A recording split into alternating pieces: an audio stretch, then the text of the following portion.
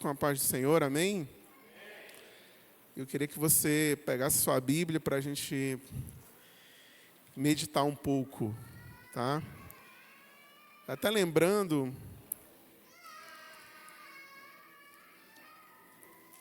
pode até tirar o fundo musical, porque o fundo musical me dá uma atrapalhada, viu? Vamos meditar um pouquinho na palavra de Deus para a gente entender um pouco sobre a nossa mente, sobre o nosso corpo. E eu queria passar algumas informações para vocês que vão te ajudar nessa caminhada aí, tá bom? A primeira coisa que nós precisamos entender é que o ser humano, eu preciso entender como é que funciona o ser humano, para eu poder entender o que acontece com esse ser humano. A maioria das pessoas, a gente vai falar sobre ansiedade, depressão, sobre as doenças da mente. As pessoas não explicam para a gente onde é que ela atua, onde é que realmente acontece o problema. E a gente não sabe, a gente acaba não tendo algo palpável para entender isso. Então, a primeira coisa que nós precisamos entender é como é que é esse ser humano, como é que funciona. E às vezes a gente nasce, vai vivendo a vida e nem se percebe. E quando vai ver, a gente já está aqui e não sabe nem o que a gente está fazendo aqui. E a vida vai andando. Porque a vida ela tem início, meio e fim. Isso é uma realidade. Nós somos seres temporais, né? O Deus a qual nós servimos, ele é um ser atemporal. Ele está fora do tempo, porque ele é o próprio tempo. Tudo acontece a partir dele, certo? Então, por isso, ele é um ser atemporal. O tempo não afeta a estrutura do nosso Deus, mas o tempo afeta a nossa estrutura, certo? E aí você vai precisar entender, então, como é que é o ser humano e como é que ele funciona. Existem várias vertentes da teologia que apontam exatamente o ser humano como um ser tricotômico. O que é isso? Ele tem 3 divisões interessantes.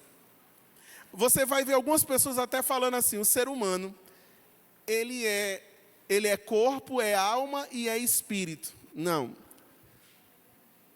O ser humano, ele é espírito, ele tem um corpo e tem uma alma. Eu preciso entender isso, porque quando eu digo que o ser humano é corpo, isso não é real. Porque o corpo vai perecer aqui, e aqui mesmo vai ficar, não vai para a eternidade. Então, quando eu entendo isso, eu vou entender que o ser humano ele não é corpo, ele tem um corpo. E esse corpo, ele é templo do Espírito Santo de Deus. Amém? Então, eu entendendo isso, eu preciso, agora, qual é a base bíblica, né, pastor, que você usa para falar sobre essa tricotomia? Eu vou trazer 2 textos para vocês. Um está lá em 1 Tessalonicenses, capítulo 5, e versículo 23, vai mostrar essa tricotomia que é o ser humano. E é exatamente nisso que está a nossa imagem e semelhança para com esse Deus, que também é trino.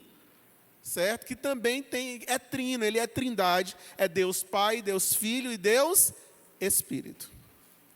Certo? Então, entendendo isso, compreendendo essa imagem e semelhança, exatamente nisso que o Senhor nos fez. Vamos lá então. O primeiro texto fala assim, o mesmo Deus vos santifique em tudo. Aí ele diz, em todo o vosso espírito e alma e corpo. Sejam plenamente conservados e irrepreensíveis para a vinda do nosso Senhor Jesus Cristo. Então, aqui o apóstolo Paulo, ele exatamente faz isso, ele pontua que existe essa tricotomia muito clara para nós, que é o espírito, a alma e o corpo. Também lá em Hebreus capítulo 4, versículo 12, você vai exatamente ver uma outra referência bíblica que diz assim, porque a palavra de Deus, ela é viva, é eficaz, ela é mais penetrante do que uma espada de 2 gumes. E penetra, olha só, e penetra até a divisão da alma e do espírito. Aí ele falou da alma, agora ele vai falar do corpo. E das juntas e medulas. E é apta para discernir os pensamentos e as intenções do coração.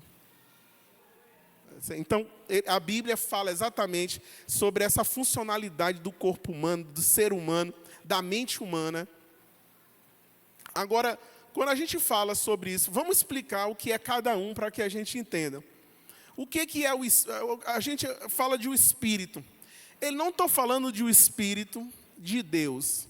o homem tem o espírito do homem. Não é a mesma coisa do Espírito Santo, que é o Espírito de Deus. Não, é o espírito do homem. Essa constituição que nós temos de corpo, alma e espírito, esse espírito que ele fala, é o espírito do homem. Como é que eu sei disso? Também a Bíblia fala sobre isso. Certo? A Bíblia também aponta sobre isso. Né? Ele diz assim, formou o Senhor Deus, Gênesis 2:7, e formou o Senhor Deus do pó da terra, e soprou em suas narinas o fôlego de vida, e o homem foi feito alma vivente. Certo? E você vai ver essa expressão alma aqui, e às vezes você confunde alma e espírito, você pensa que é a mesma coisa. E não é. O espírito é exatamente esse fôlego de vida que Deus soprou no indivíduo. Esse fôlego de vida, e eu vou dizer uma coisa que é interessante.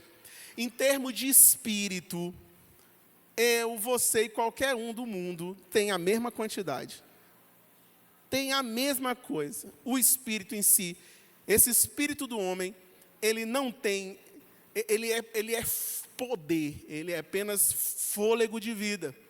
Ele não tem uma identidade individualizada. Então, em espírito, nós somos a mesma coisa. Nós somos exatamente essa... o espírito é exatamente essa centelha divina que o Senhor colocou em nós, que é exatamente o seu fôlego de vida. Você já viu uma pessoa morrer? Quem já teve a oportunidade de estar com alguém na hora que ela morreu? Você vai perceber que quando a pessoa morre, ela dá um suspiro, né? É exatamente o fôlego de vida indo embora. É perfeito. Não a morte, tá? Eu estou falando a situação de você ver o cumprimento da palavra de Deus, que o ensino realmente é real.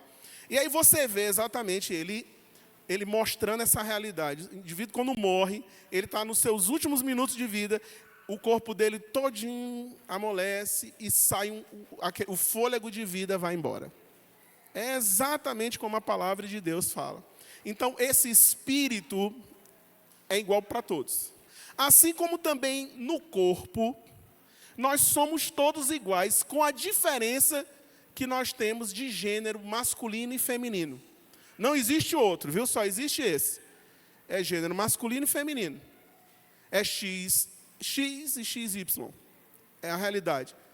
O que acontece? Dentro dessa realidade, eu estou falando em termo biológico, físico, não estou falando em termos social, emocional, que as pessoas estão colocando hoje, mas em termos científicos, biologicamente, o indivíduo, ou ele é XY, e aí a figura repousa sobre a figura do homem, ou ele é XX, que figura sobre a figura da mulher. Então, perceba isso. O corpo, também nós somos iguais, idênticos mesmo. A única coisa que nós diferimos, todos nós, é na alma. É a única coisinha que nisso aqui todo mundo é diferente. É a alma. E é exatamente na alma que repousa os problemas. Porque é nela que nós somos diferentes. A Bíblia diz assim, na verdade o Espírito está pronto.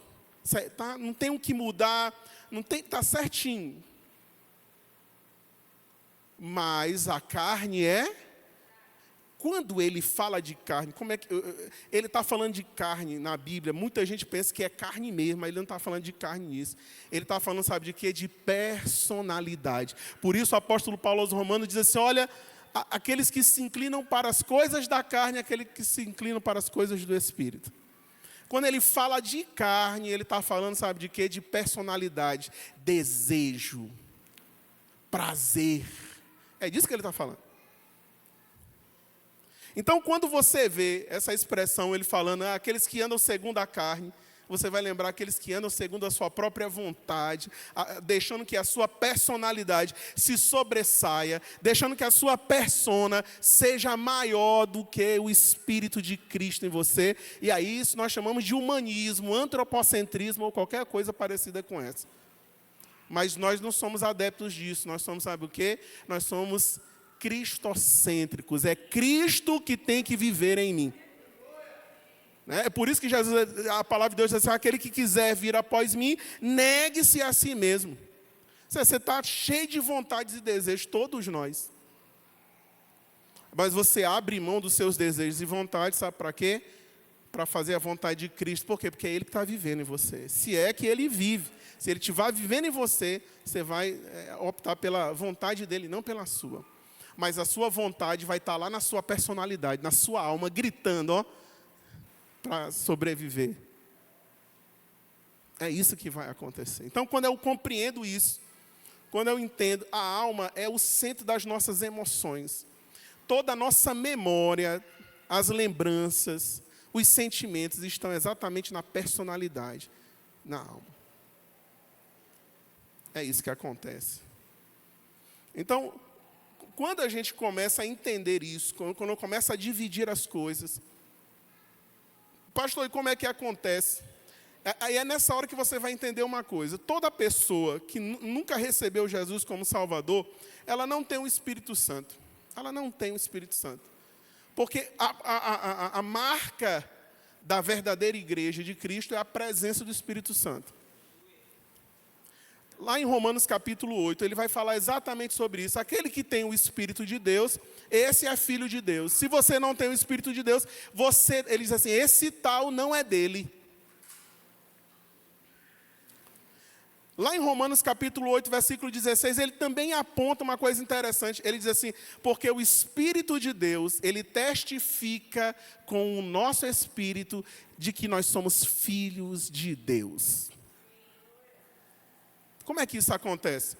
Vocês aceitam fazer aqui eu vou mostrar isso para vocês. Preciso de 3 voluntários. Para vir aqui comigo. 4 voluntários. Vamos lá. Pode ir aqui em cima mesmo, só para eu explicar uma coisa para vocês interessante. Pronto. Para que você visualize essa realidade aqui. Esses 4 varões aqui. Esse aqui vai ser o corpo, a alma e o Espírito Santo. Ó, não é legal? Está aqui o corpo, certo? O corpo, ele é uma casca. Você está entendendo? É onde o espírito do homem fica. Né? Só que aqui eu fiz igual o desenho animado. Né? Saiu do corpo o espírito e a alma. Está tudo dividido.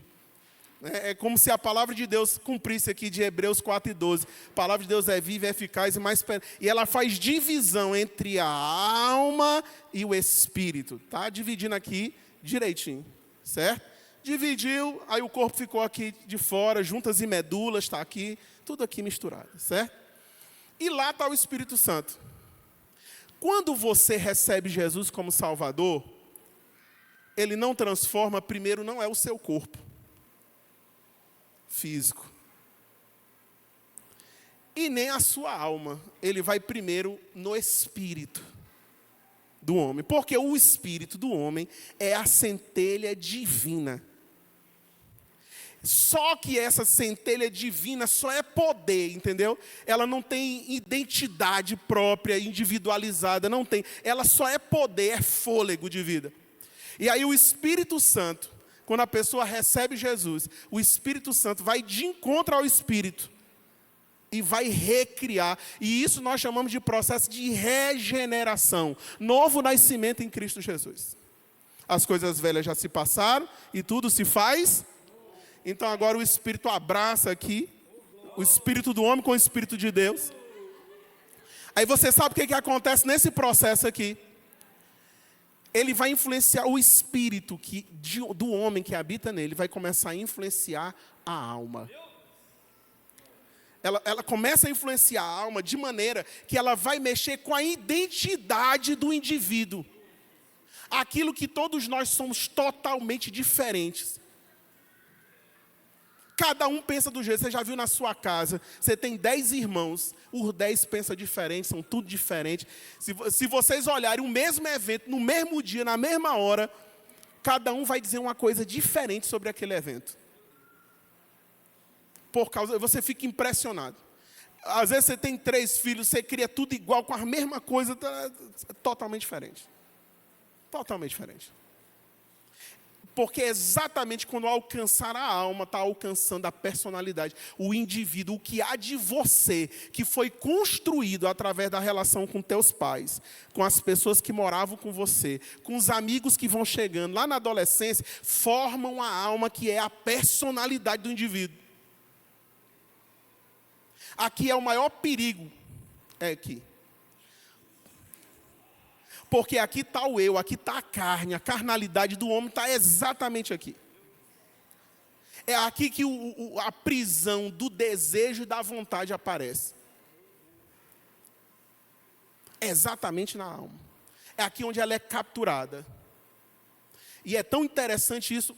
Olha, percebe o peso disso. Olha o que ele fala aqui. Quando ele fala exatamente do... Eu achei isso assim, maravilhoso. Tem um texto nosso que diz assim, olha, está lá em Mateus capítulo 10, versículo 28, ele diz assim, não temais os que podem matar o corpo. Não tenha medo de quem pode matar o corpo. Olha o que ele diz. Não tenha medo dele.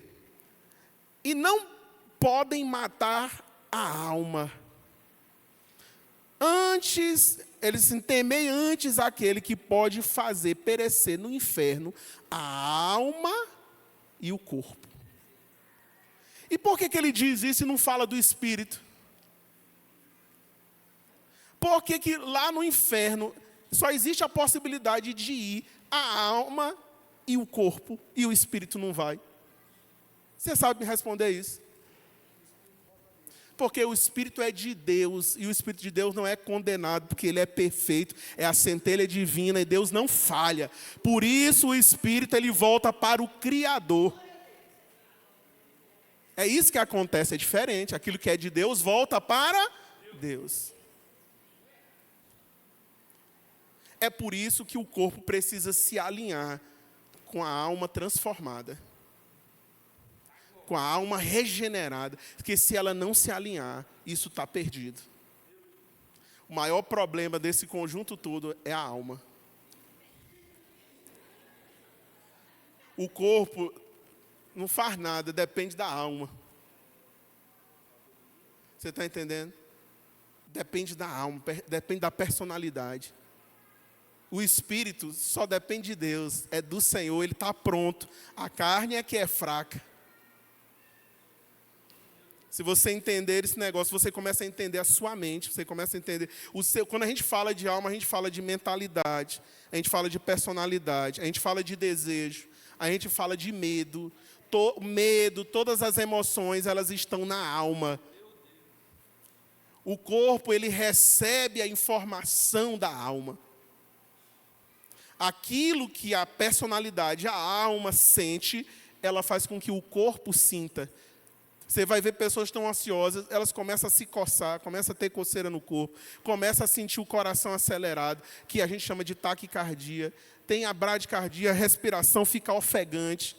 Isso é resultado de problema que está acontecendo aqui na personalidade, na alma desse indivíduo, e vai repercutir, sabe aonde? No corpo. O espírito está pronto, mas a carne é fraca. Vocês entenderam?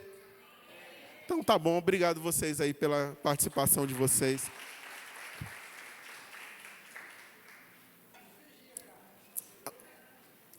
A alma tem que vigiar, né?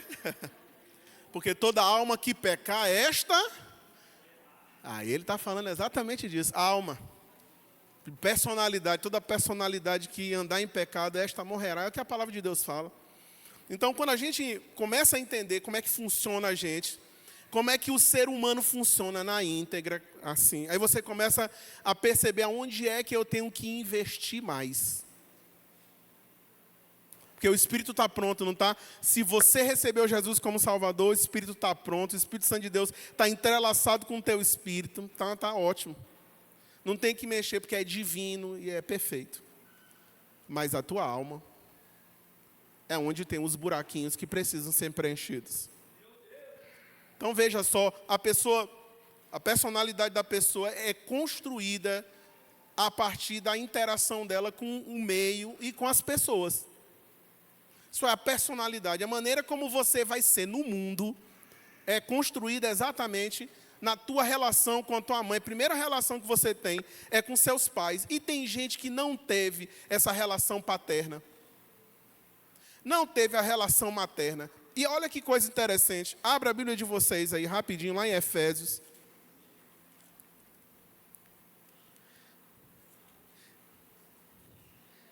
Olha só o que ele fala, olha a importância disso. Hoje nós, infelizmente, eu vou dizer uma coisa para vocês.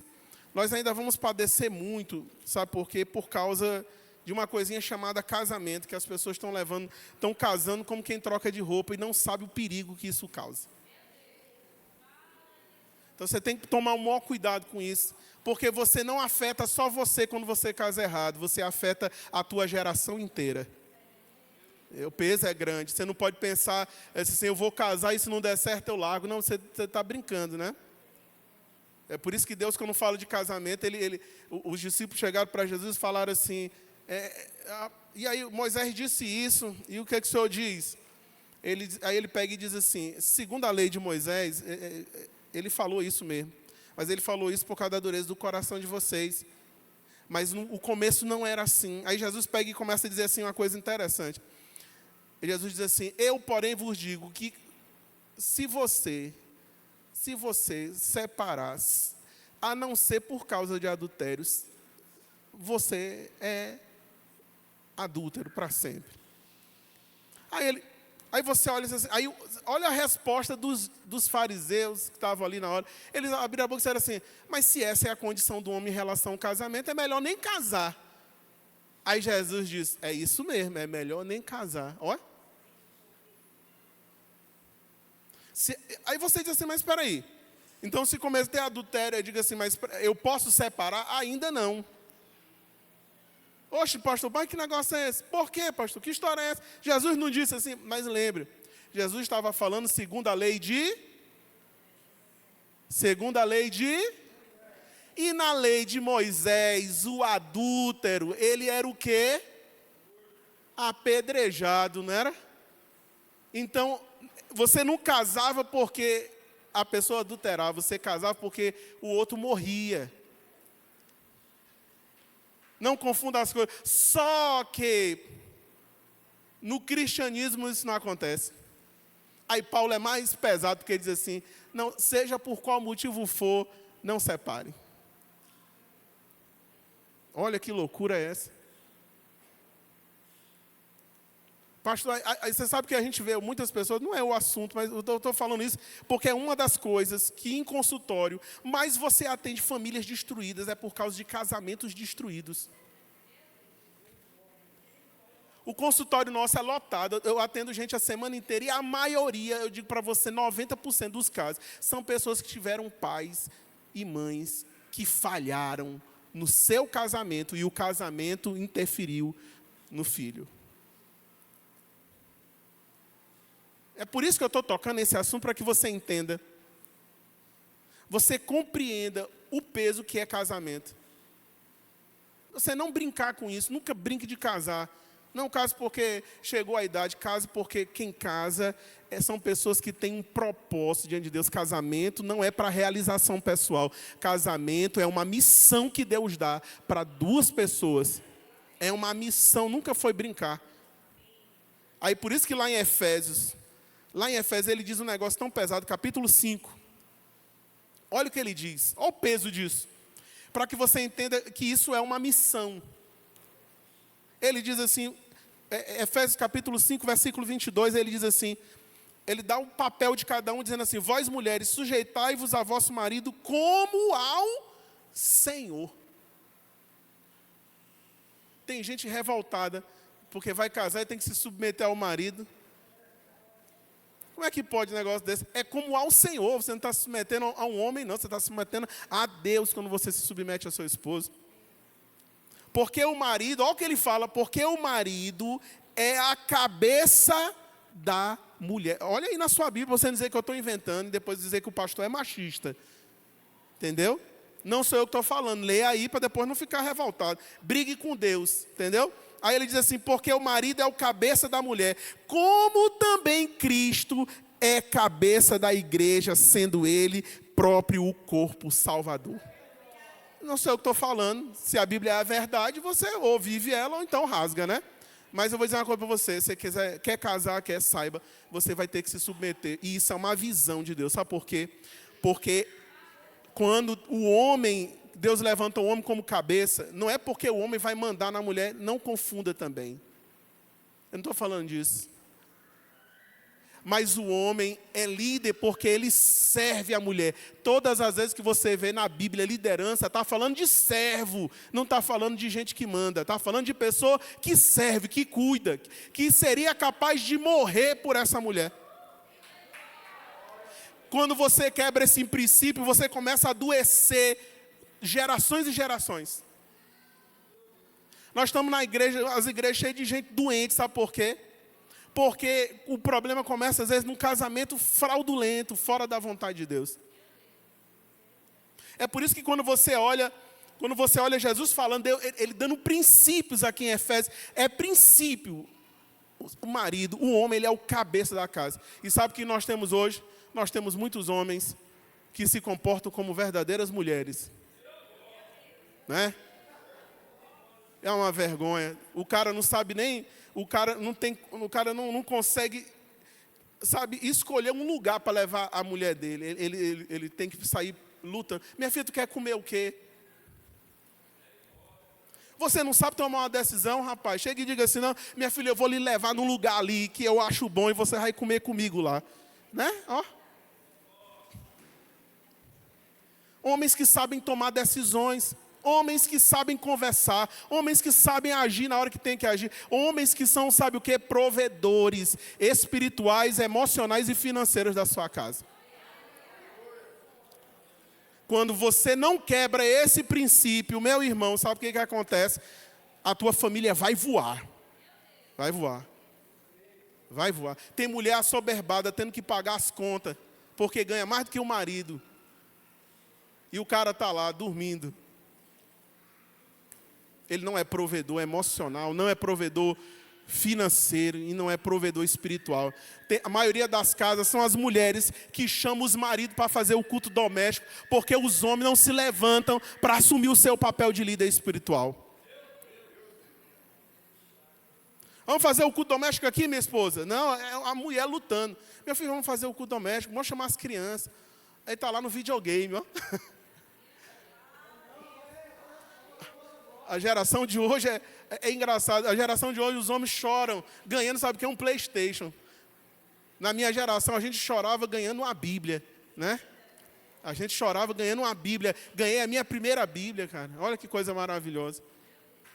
A diferença é gigante. É por isso que eu vou dizer uma coisa para você. Se você não cuidar dos casamentos de hoje, sabe o que nós vamos ter? Nós vamos ter uma geração fraca na próxima. Porque a gente só pensa agora, a gente nunca pensa depois, né? A gente só pensa a curto prazo e não pensa a longo prazo. Essa é a queda de muitos ministérios por causa disso. Então, por isso que eu estou falando, essa relação, quando a criança chega em casa, que ela consegue perceber que tem um pai presente, espiritualmente para ela, emocionalmente, financeiramente, você está gerando homens fortes e mulheres fortes ali. Então, uma das coisas que mais adoece o indivíduo, que a mente você recebe em consultório adoecidos mentalmente, são exatamente filhos que tiveram pais irresponsáveis. Então, eu digo a você, nessa noite, é uma maneira de você prevenir contra qualquer tipo de doença mental, é obedecendo os princípios que estão na palavra de Deus. Se você obedecer, você vai ter uma família completamente, sabe, poderosa nessa terra. Mas se você vai quebrando o princípio, você vem em casa, tem mulheres que elas gritam com o marido, xingam o marido em casa, você acredita nisso? E os filhos estão vendo. Você está gerando um filho exatamente com essa personalidade. E vou dizer um segredo maravilhoso, a criança aprende muito mais aquilo que ela vê você fazendo do que aquilo que ela ouve você falar. Entenda bem isso. Você pode falar para o seu filho 10 vezes, 1 milhão de vezes, ele nunca vai escutar, mas no dia que ele estiver fazendo, é aquilo que vai ficar marcado nele. Então, é a hora que você precisa parar e acordar e pensar, eu quero... Às vezes a gente fica pensando, pastor, qual é o remédiozinho para curar, para prevenir a doença mental? O remédio é a palavra de Deus. Pratica ela lá dentro da tua casa, que tu vai ver. É saúde mental para todos sempre. É saúde mental que não acaba mais, meu irmão. Agora precisa ter entendimento disso. A personalidade do indivíduo está sendo construída, sabe com o quê? É o filho tá vendo a mãe sendo espancada dentro de casa. É o filho que vê a mãe, muitas vezes, xingando o pai. Vê traição. Eu recebo famílias que os pais são tão irresponsáveis que eles pegam a criança e colocam na reunião de casal deles e começam a falar para os filhos assim, olha, a mamãe, ela me traiu. E eu vou dizer uma coisa para você, eu estou aqui pensando se eu ainda vou ficar aqui. E os filhos participando de uma reunião dessa. Aquele indivíduo não tem a mínima capacidade de perceber que ele está destruindo o emocional do filho dele. Nós vamos ter uma pessoa com doença mental para tratar. Essa é uma realidade. Então, esses cuidados, a maneira de eu prevenir é essa. Espiritualmente, emocionalmente é assim. Se nós seguirmos, esse princípio é real. Mas existem também uma coisinha chamada, sabe o quê? Transtorno. O transtorno, ele sai da esfera, né, espiritual, emocional, e vai para uma esfera realmente de psicopatologia, doença. É diferente. Você vai ver muitas vezes, quando a gente fala de ansiedade, por exemplo, todo mundo tem que ter ansiedade, quem não tem ansiedade é doente. O que é ansiedade? Qual é a principal emoção da ansiedade? O medo, não é? Quem tem um probleminha com ansiedade é aquele medo, que está ali na hora, eu vou fazer uma prova amanhã, dá um medo, porque se eu reprovar... Então, até aí está tudo normal. Entenda? Até aí está tudo normalzinho, meu irmão. Você tem uma prova para fazer, e aquela prova está te dando medo porque você tem a condição de reprovar. Então, o que acontece? Por causa disso, você se prepara mais para aquela prova, você estuda mais. Então, a ansiedade aí, ela cumpriu um fator de proteção para te ajudar. É a ansiedade normal que a gente tem que ter, o indivíduo precisa disso. A ansiedade te impede, por exemplo, todo medroso vive mais, não é assim? Os valentes não, é os primeiros a morrer. É aquele cara que senta numa moto e passa pela Bernardo Sayão, atravessa a Bernardo Sayão. Não, eu sou corajoso, não tem que me pare aqui, é a morte. Aí o cara... Agora, o cara que tem um mínimo de ansiedade ali no organismo dele, na hora que ele vê a Bernardo Sayão, diz assim, aqui se eu não parar, estou morto, né? Então deixa eu parar. Você está vindo ali um bocado de gente armada, e você com a faca na mão, você olha e você tem coragem de não, porque te dá medo. Nunca, eu vou entrar aí e vou morrer. Medo faz isso, te protege. Olha, eu vou dizer uma coisa para você, Deus é tão perfeito, que tudo no nosso corpo volta para nos proteger. Até uma coisa que a gente trata como doença, mas no corpo, por exemplo, não é doença. Vocês viram falar de pterígio? Uma carnezinha que nasce no olho. Você sabe para que ela existe? Ela existe exatamente para proteger o olho. São pessoas que, por exemplo, ficam pegando muito vento no rosto com poeira. Então, o organismo começa a trabalhar por conta, dizendo assim, vamos proteger esse olho, porque senão ele vai ficar cego. Aí ele começa a crescer uma carnezinha. O corpo é a perfeição, está tudo lá.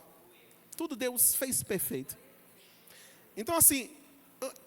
A ansiedade também é algo que Deus colocou na gente para que a gente pudesse ter cuidado com as coisas.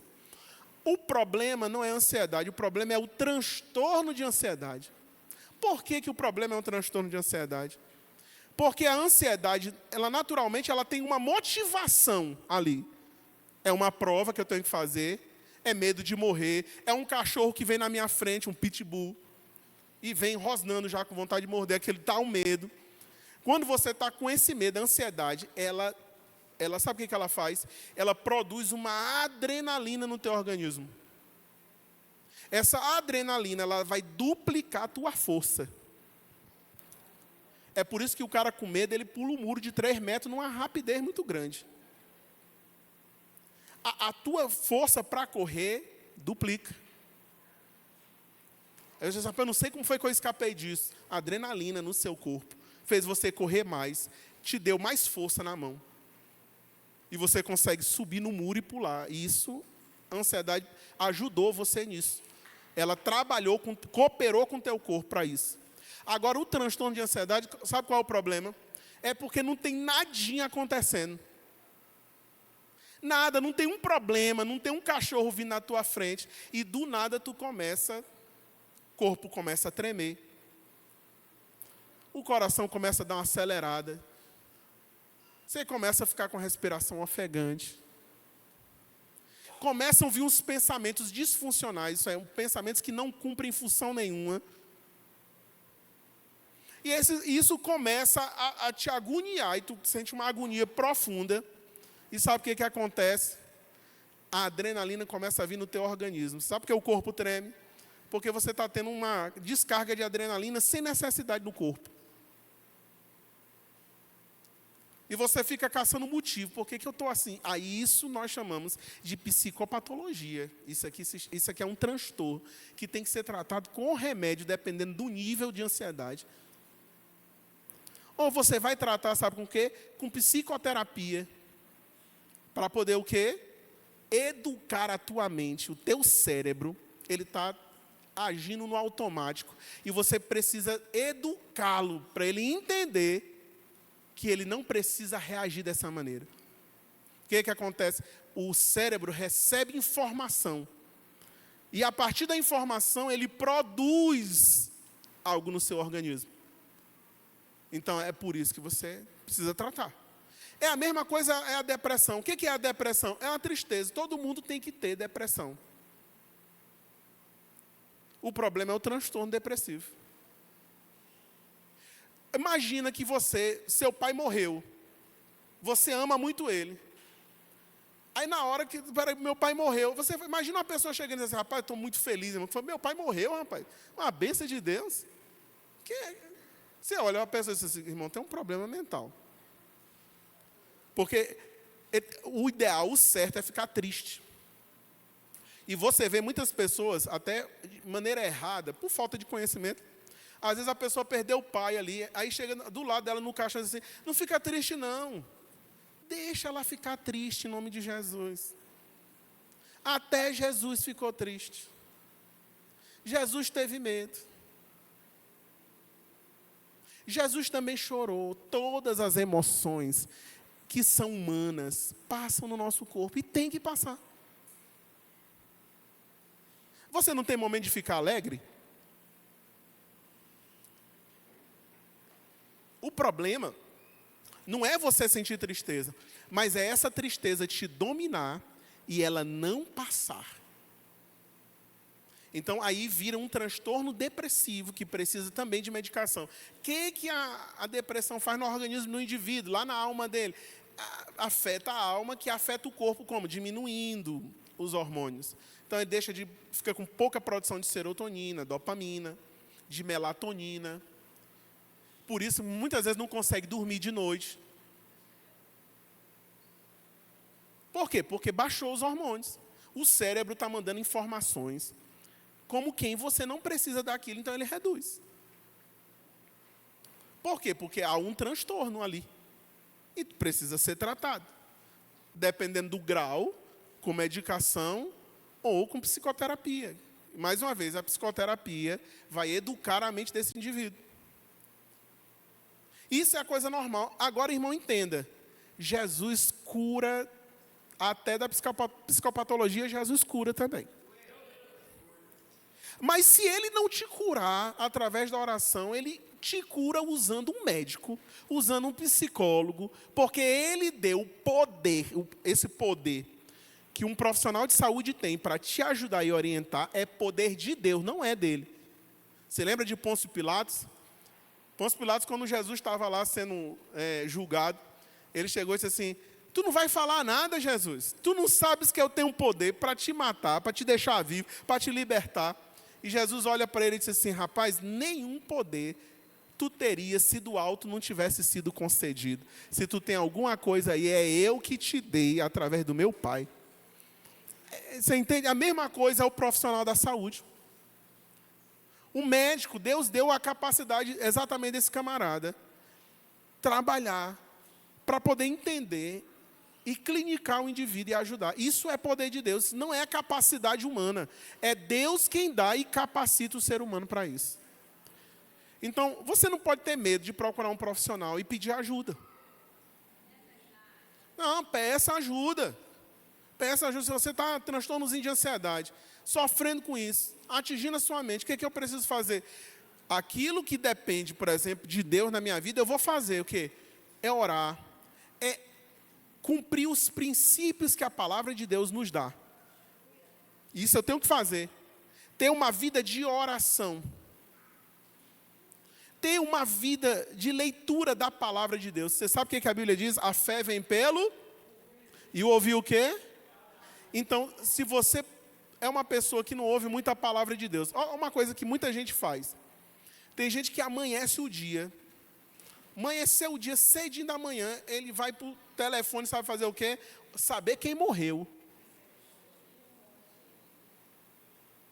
Deixa eu ver um pouquinho de desgraça bem aqui, porque o dia já está ruim mesmo. Deixa eu entrar aqui para me acabar logo, né? Ou então liga lá no Bandeira 2, de manhã cedo, ele está tomando café e assistindo os caras morrendo. Ele já está alimentando ali o corpo dele, e a alma dele já está sendo alimentada ali de manhã cedo com desgraça. Aí ele quer ter um dia bom.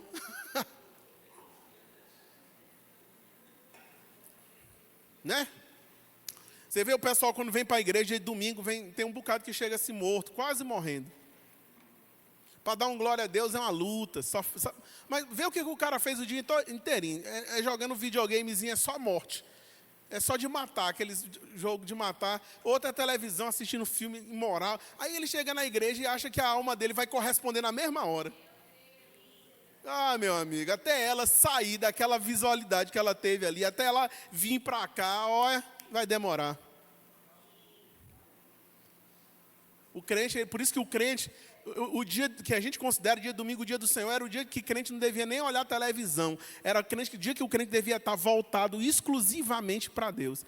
Tu dá a semana inteirinha para ti, e quando chega no domingo, que é o dia do Senhor, aí você vai carnalizar. Aí vem para o culto morto, né? Porque a fé vem pelo ouvir, não é? E você, o que você está ouvindo? O que te alimentou o dia todinho, né? Aí a pessoa quer ter um dia... Você tem que trazer à tua memória aquilo que te dá esperança. É isso que você tem que trabalhar. Porque senão, sabe o que acontece? Você mesmo está se destruindo com as próprias mãos.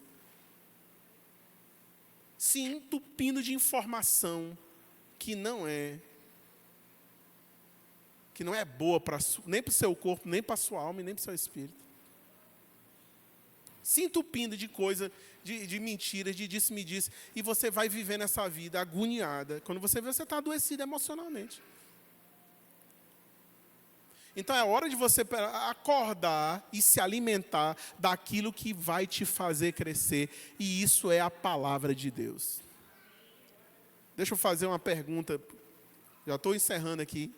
Não sei nem se está no horário, porque não me disseram horário, mas já vou dar encerrado. E vocês tiverem alguma pergunta, vou abrir para você perguntar. Tá? Mas deixa eu perguntar uma coisa para... Quantos de vocês já tiveram a oportunidade de ler toda a Bíblia toda? E levanta a mão. Levanta a mão aí, quem já leu a Bíblia toda aí, muito bom. Você que ainda não leu, você tem que correr. Você está perdendo muita coisa. Leia a Bíblia toda. Sabe o que é engraçado? É porque tem gente que às vezes já lê os livros do Harry Potter tudinho, né? Mas não lê a Bíblia toda, que diz que é grande. Se você deixar de assistir uma série por mês, você consegue ler a Bíblia quase toda. Você tem uma ideia? Eu li a Bíblia toda em 3 meses. Eu li o Antigo Testamento todinho em 2 dias viajando, dentro de um ônibus. Então não tem desculpas, você tem no mínimo 1 ano de crente, você já deveria ter lido a Bíblia toda. Não tem desculpa. E eu vou te confrontar de uma maneira ainda muito mais dura. João capítulo 14. João capítulo 14 diz assim: aquele que me ama faz o quê? Guarda os meus. A gente canta isso, muito, né, nas igrejas. É como você está dizendo para você, se você nunca teve a oportunidade de ler a Bíblia toda, de guardar os mandamentos do Senhor, como é que você ama Ele? Porque Ele diz que aquele que me ama é o que guarda os meus mandamentos. E olha que Ele diz: e eu o amarei e me manifestarei a Ele. Então, pega essa sacada para a sua vida. Eu vou dizer uma coisa para você, uma das coisas que mais me fortaleceu na minha vida cristã e emocional foi a Bíblia. Eu já vim de crise de ansiedade pesada. Eu tive um transtornozinho que diz assim, transtorno do pensamento acelerado. Você sabe o que é esse transtorno? Você acorda, irmão, e não sabe onde é que está, entendeu? Você está totalmente perdido. Eu acordei do lado da minha esposa. Onde é que eu estou? O que nós estamos fazendo aqui? Cadê a mãe? Cadê o pai? Desespero. E eu fui me regulando. Isso aconteceu 2 vezes. E eu fui me regulando.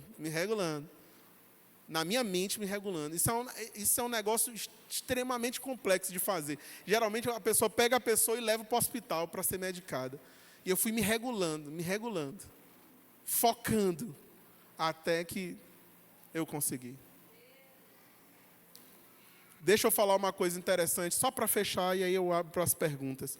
Olha, tem uma coisa que tem acontecido no mundo hoje que nós precisamos acordar, tá? Eu digo para você, eu sou das ciências humanas há muito tempo.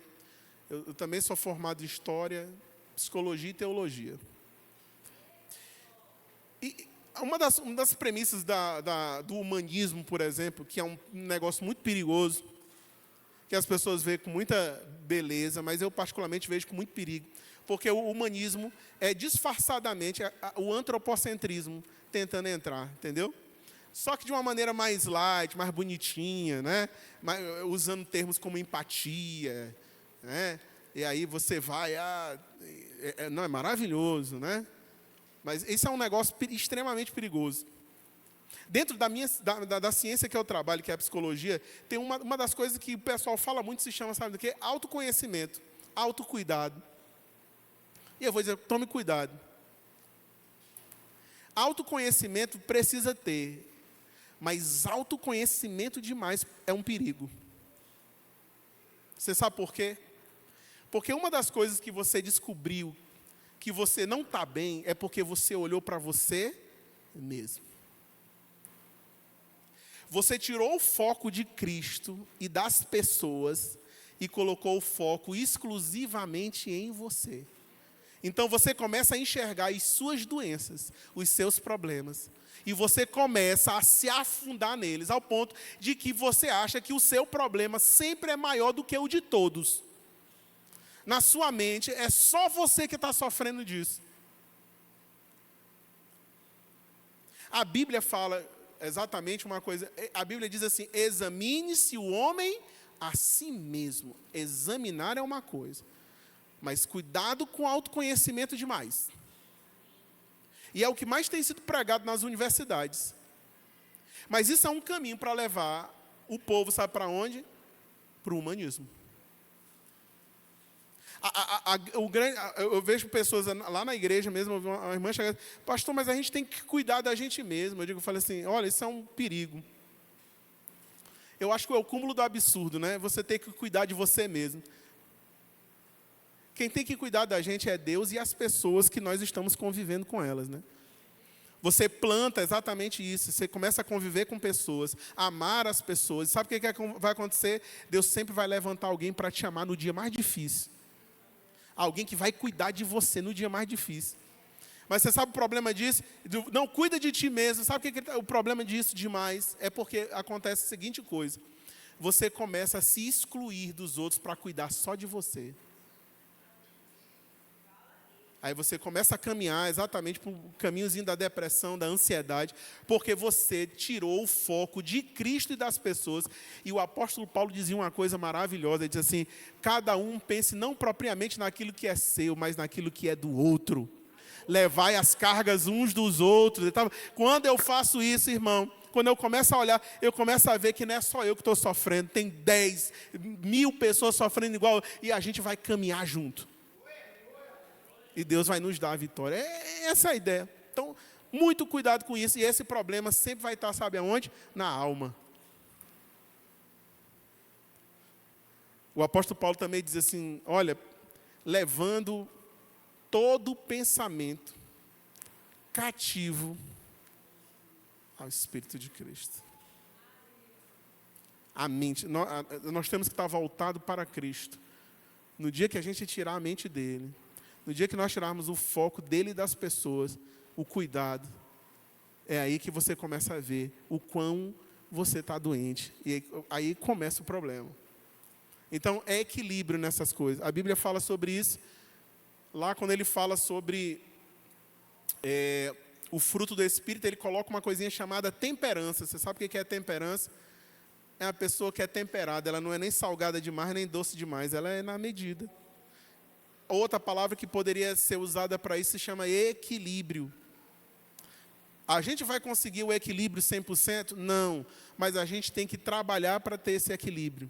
Mesmo que eu nunca alcance ele. É que nem a Cristo quer que a gente seja perfeito.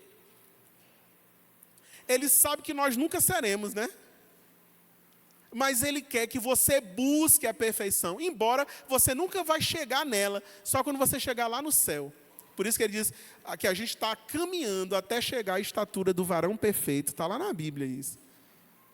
Então você está caminhando. Então você luta para ser perfeito. Mas lá no céu você consegue chegar nesse caminho. Que Deus em Cristo te abençoe. Eu vou abrir espaço para as perguntas. Se alguém tiver, pode fazer. Eu não sei como é que vão proceder. Enquanto vocês decidem aí, eu bebo água, tá?